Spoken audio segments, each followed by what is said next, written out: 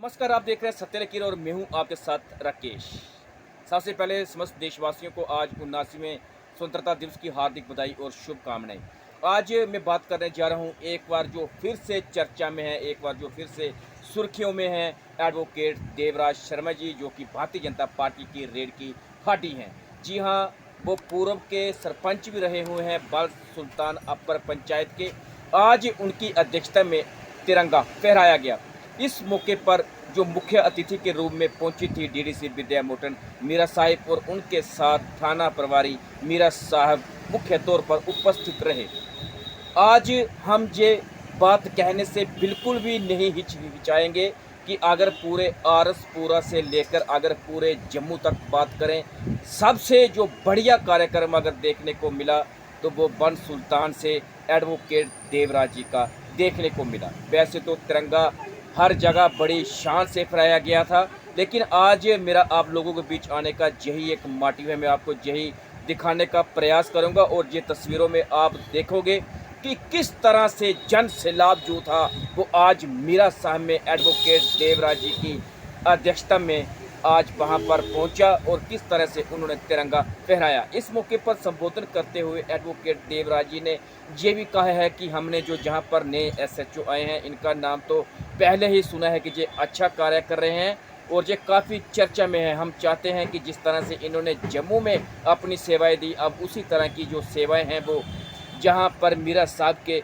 अंदर दे। उन्होंने एसएचओ को यहाँ पर चुनरी पहनाकर उनका सम्मान भी किया। उन्होंने कहा कि हमें ये चाहिए कि जहाँ से जो चिट्टा है इसको जड़ से ख़त्म करना है। आज मैं आपको फिर बताने का प्रयास कर रहा हूँ कि एडवोकेट देवराज शर्मा जी, जो कि जम्मू कश्मीर भारतीय जनता पार्टी की रेड की हड्डी हैं, उनकी अगुवाई में बहुत ज़बरदस्त जो कार्यक्रम देखने को मिला, जिसमें सैकड़ों लोगों ने भाग लिया। हमने आज बहुत सी कवरेज की, चाहे वो मारनी बकर एसोसिएशन हो, चाहे आरसपुरा में कितने भी जहाँ पर जो संगठन हैं वो कर रहे हैं।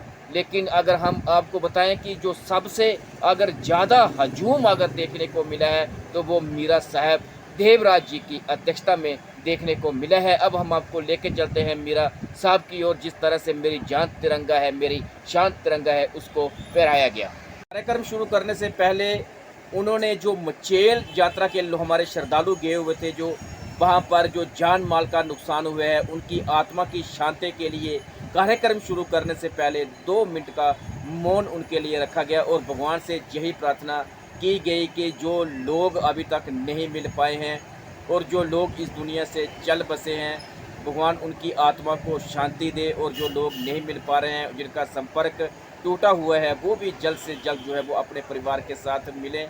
इस दुख की घड़ी के साथ सारा जो देश है आज उन परिवार के साथ खड़ा है जिन्होंने अपने भाई खोए हैं, जिन माताओं ने अपने लाल खोए हैं। तो हम यही दुआ करेंगे कि जो लोग अभी तक नहीं मिले हैं, माता रानी जी जल्दी उनको उनके परिवार तक मिलाएं, और जो लोग आज उस त्रासदी में मारे जा चुके हैं, जो आज माता का गुणगान करने के लिए वहाँ पर गए हुए थे, भगवान उनको अपने चरणों में बास दे। कार्यक्रम शुरू करने से पहले ये झलके भी आपको दिखाई जाएंगी किस तरह से सैकड़ों की तादाद में लोगों ने हाथ उठाकर, हाथ जोड़कर माता रानी के चरणों में विनती की है कि जल्द से जल्द इस त्रासदी जो है वो जल्द से जल्द वो ख़त्म हो और ऐसी त्रासदी भविष्य में कभी ना आए कि जिससे लोगों की जान माल का नुकसान हो। माता रानी सबकी रक्षा करे। जय हिंद, जय भारत। सभी को मुबारकबाद। और हमारे एसएचओ मीरा साहब जो अभी नए आए हैं उनको भी मुबारकबाद और उनका वेलकम हमारे जो मीरा साहब एरिया है उसका।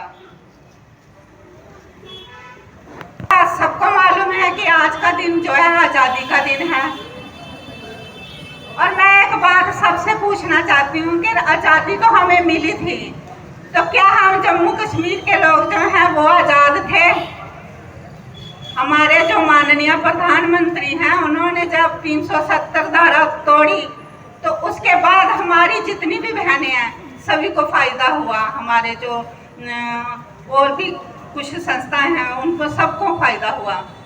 तो मैं अपने माननीय प्रधानमंत्री जी का भी बहुत बहुत शुक्रिया करना चाहती हूँ कि जिन्होंने हम जम्मू वालों को एक आज़ादी दी।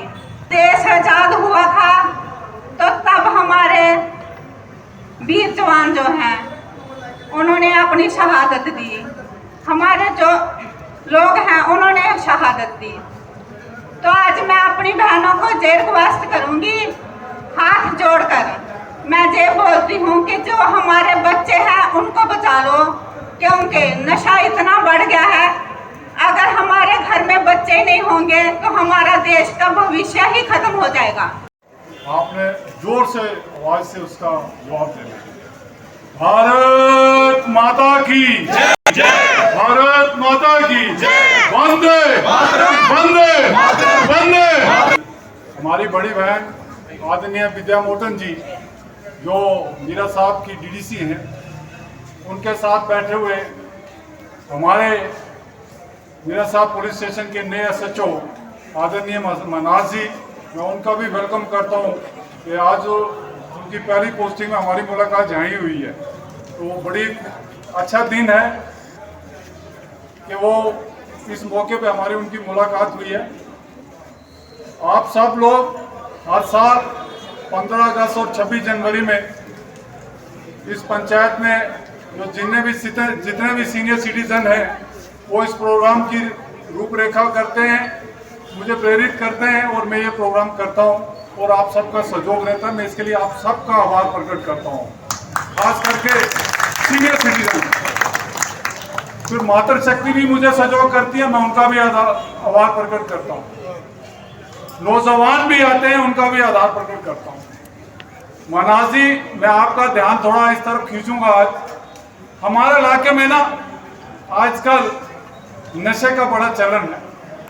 पिछले 26 जनवरी में हमारे बीच में नए सचिव थे, तब भी शर्मा साहब, हमने उनसे अपेक्षा की थी कि शर्मा जी यहाँ चिट्टे वाला नहीं दिखना चाहिए, तो उन्होंने काफ़ी मेहनत की है।